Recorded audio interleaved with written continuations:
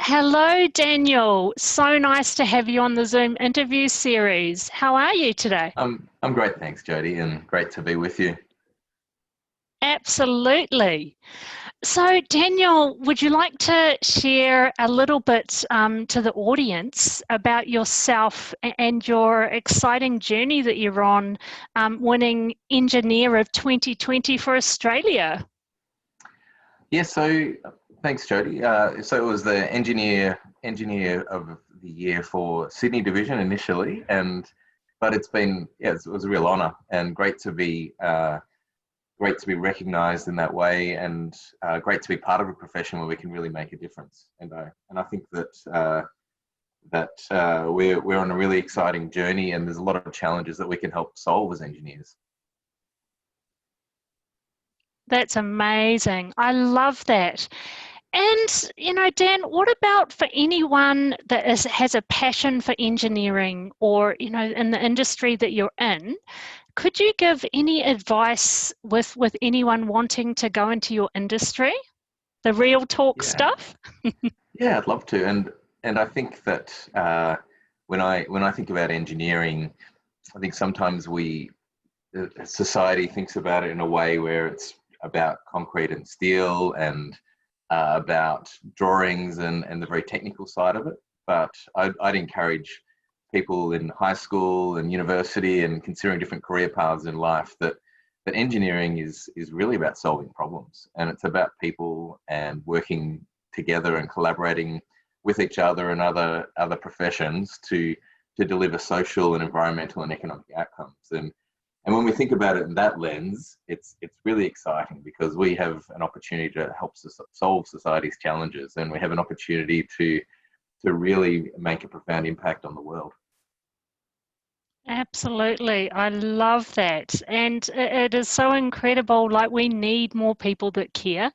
We need more people that want to solve problems in the world. So, what better way than to get into engineering? That is absolutely incredible. So, let's ask a few more interesting questions for our audience. So, with winning this award, did you want to kind of elaborate, share on your journey? Like, was this something that you planned, or was this something that you've been working towards for a really long time? For anyone that has a goal or a dream or something that they're working towards, it would be great for the audience just to hear about that. I'm happy to share, and I don't think I was necessarily going down this career path to win the award. It was really about doing what I enjoy and what I'm passionate about, and from that perspective, I'd encourage people on your journey to work out what brings you alive, what excites you, what makes you passionate, and to throw yourself wholeheartedly into that. I love.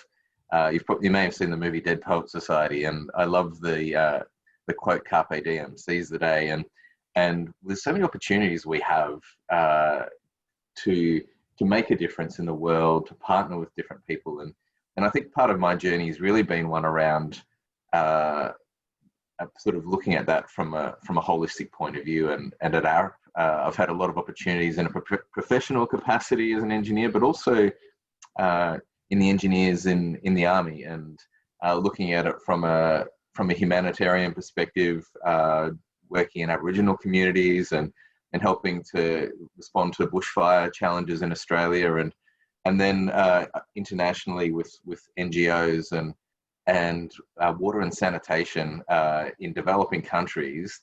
That impact that makes a difference between people's life and death is really touches your heart, and you can really see that the impact that you have on a personal and a livelihood level.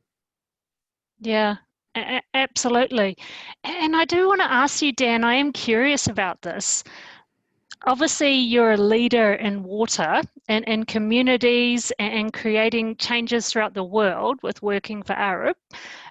Was there something that happened to you when you were younger? Is it to do with the water sector? Now, I know you work with water and energy, but I know that obviously water is a big part of it. Did you want to share that? Was there something that happened to you when you were younger? Or was there a defining moment that you were just like, right, that's exactly what I want to do? Yeah, that's a good question. I when I finished university, I went backpacking around South America, and while I was there, I ended up volunteering, working in Ecuador with local communities and developing water and sanitation projects. And up until that point, I'd known I was interested in water, but wasn't necessarily sure what type of civil engineering I'd end up in. And being in that environment, working with the communities, not just designing, but constructing those systems with them, digging the trenches together, and building the toilets and building the water supply, really helped me to see that that impact that we can have. And I think water as a profession, I mean, water and energy, if you think about the challenges for society moving forward, we can directly be involved and directly connected to transforming cities and nations, and developing resilience and sustainability for society. Yeah, well said. I absolutely love that. And even just hearing your story, I can feel the passion and that burning Yeah. desire that you have. And that's a message for the audience as well. If you are in a situation like that where you are seeing a problem, don't be afraid to want to be that person that creates that positive change that the world needs. I think it's amazing. Thanks so much for sharing that, Dan. That's absolutely amazing. That's really cool. Pleasure. Yeah. So what was your emotions when, the reaction, the emotions that you felt when you discovered that you'd won this huge prestigious award? Like how was it for you? It was an incredible honour, and it was interesting being told about it during this COVID era. So uh, the online way we do things and the online way we have awards nowadays is different this year. But when I saw the caliber of the other finalists, and when I think about the fact that engineering traverses so many different disciplines and so many different industries and so many different types of work, it was a real honour to be recognised and to receive that award. Yeah, absolutely. That's incredible. So for anyone wanting to, go for something big in their life, is there, is there extra long hours do you have to work? And does it affect relationships as well? Your personal Mm. relationships? Uh, I think if you're passionate about things, then you often end up working longer hours, but I think it's important to do it for the right reasons. And work-life balance is a huge challenge for all of us. And in this particular year, many of us are considering work-life balance. We're working from home, but then where's the boundary between work and home life? And it's becoming even more blurred in some ways. And it's very easy to start early and finish late because your office is at your home. And but even before that, I think there's a lot of uh, there is a lot of hard work in terms of developing our careers and working towards our goals. So in terms of our relationships, in terms of our marriages, in terms of our people with children, I think that you really need to work out what works for you as a couple, you as a family, and how do you support one another on your journeys, but also how do you value and care for each other in that way as well. Yeah, absolutely. Great message for the audience. And so much is about mindful communication and just working together as a team. Because if you've got a big goal, something that you're going to work towards, there's always going to be sacrifice. There's always going to be those longer hours. And it's making sure that the relationships in your life aren't jeopardized at the same time. Yeah.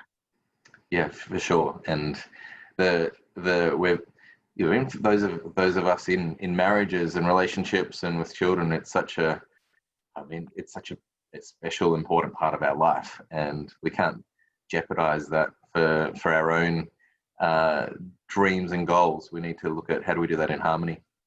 Yeah, awesome. Thanks for sharing that, Dan. I really appreciate it. So what about, obviously, so I'm in Auckland, New Zealand, and you're in Sydney, is that correct? That's right. Sydney, yeah. Australia. So how has it been for you with, COVID-19? Has it affected your work as such, or are you just able to continue online? I'd love to hear more about that. Yeah, so I think COVID's obviously affected different industries very differently, and some of them have slowed down a lot. Some of them haven't. Water as an industry is an essential service. So the industry hasn't slowed down per se. I probably feel like I've become busier than ever, like many people, with all the Zoom conversations and etc. I've had a lot less travel. I look after the Australasia region for our Arup's water business. So I was often in different cities and different countries, meeting with clients, working on projects, etc. So doing it all from Sydney has been interesting. In some ways, on a professional level, it hasn't changed too much. I think that consulting, we're probably reasonably used to working remotely and online. I do miss being an extrovert. I do miss the physical face-to-face conversations. And in fact, we had a small group of people. We had some drinks to welcome some people to our company in Sydney last night. And even though it was only 10 of us, it brought life to me, and a number of us in the room that just loved that people contact, had such a good time. So really missed the face-to-face interaction with people, and I have enjoyed it from a family, personal level, being more. I feel like I'm more connected than ever with the extra time working from home. Yeah, I love that. That's amazing. So I wouldn't have guessed. So you're an extrovert, and I like how you've reframed it in a way that, obviously you're very accepting of that this is what's happened, and you're seeing things in the positive, that you're able to spend more time with your family and your kids. But then you had that social event, and it obviously made you realize just how extroverted you were, that feeling of excitement, that human connection, and we all need it. Humans aren't meant to be isolated. We're meant to be connected. We're meant to be with each other. It's not quite the same, is it? Like as an online, as an in-person, it's just a different energy, a different feeling. It is a different energy, and I think we need to be really intentional, even when we're doing it online, trying to connect and make the most of that. But it doesn't replace face-to-face contact and in-person contact, physical contact. Yeah, absolutely. I couldn't agree. I'm absolutely the same as well. So do you have any other exciting plans for the future going forward for your career? Yeah, a number. Just name one big thing. Name one big thing. So over the last couple of years, we've been developing a charity foundation in Pakistan called the Community Transformation Foundation, and looking at how do we expand that through Asia, and a real focus on water, energy, education. And that's been really exciting because different cultures, different contexts, different challenges, and as I said, that personal aspect of people and their health, and the difference between the life and death, really, in a lot of these communities, is something that really resonates with me. So I love working in Australia and New Zealand and places like that, but that humanitarian side of engineering is something that really excites me. That's amazing, and thank you for sharing, that personal sort of journey that you're on. And I hope whoever's listening, if you want to get involved and be humanitarian or get involved in a charitable organisation, the world needs you. We all need to do our bit. And that was the last question I was going to ask you, Dan.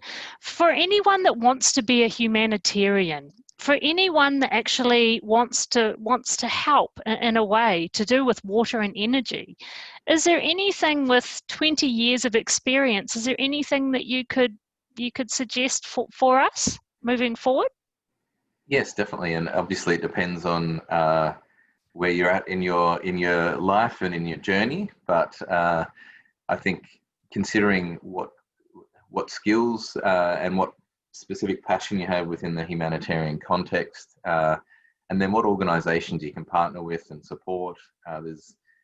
From an engineering perspective, there's lots of great organisations like Engineers Without Borders and Red R and lots of charities. In Australia, there's Australian Volunteers International, and I suspect New Zealand and other countries have similar type organisations which really support that. And going and trying it, being part of that, getting your hands dirty, so to speak, by trialing things and finding what works for you, and whether there's particular countries or particular cultures or particular types of work and organisations, so that I think we learn by trying. And I'm one of those people that loves learning by jumping in the deep end, and don't be afraid to try new things, and don't be afraid to step out of your comfort zone. Awesome. And I have to say, Dan, I am exactly the same. I am someone, I will learn as I go. I make a decision, I jump in anyway, and I'm not going to wait 10, 20 years till I'm going to be ready. Because if we wait for the perfect timing, if we wait for things to be exactly right when we're going to 100% have it sorted, we could be waiting a very long time. So Right. I love that message around just jumping in. And if we don't try things, we don't know. And it could completely change our life. And it sounds like you're on a really exciting, purposeful journey. And I take my hat off to you. Well done for winning such an incredible award. And all that hard work has paid off. Oh, thanks so much, Jodi. And it's been great talking with you. And I love what you're doing with really encouraging people to get the best out of themselves, and to consider not just their career, but their life and their relationships and the journey they're on. So thanks for the opportunity to be with you. And it's been such a pleasure. It's been such a pleasure, Dan. And I'm going to ask you one last question before we go. If there was one problem in the world that you could solve, what would it be and why? A great question. And for me, it would be, how do I ensure that there's water and healthy, clean water and healthy sanitation for all? And it's a basic need that we all have, and the fact that there's so many people without it, and so many people that are impacted by it, is something that really touches my heart. And I feel like it's a simple thing that we can solve, but we need to come together to solve it. And I'd love to continue to be part of that solution. Awesome. That's incredible. And I have no doubt that you are going to do incredible things in the future. And it's been a real honor getting to know you. And yeah, keep up the incredible work. And I will be posting up links on your charitable organization, and also about Arup as well, for anyone interested in engineering and want to go down that journey. Fantastic. Thanks so much, Jodi. And we'll look forward to talking more soon. Absolutely. We'll talk soon, Dan, but have a positive week. And thank you, audience, for listening. Thanks very much. Bye for now, guys. Bye. Bye.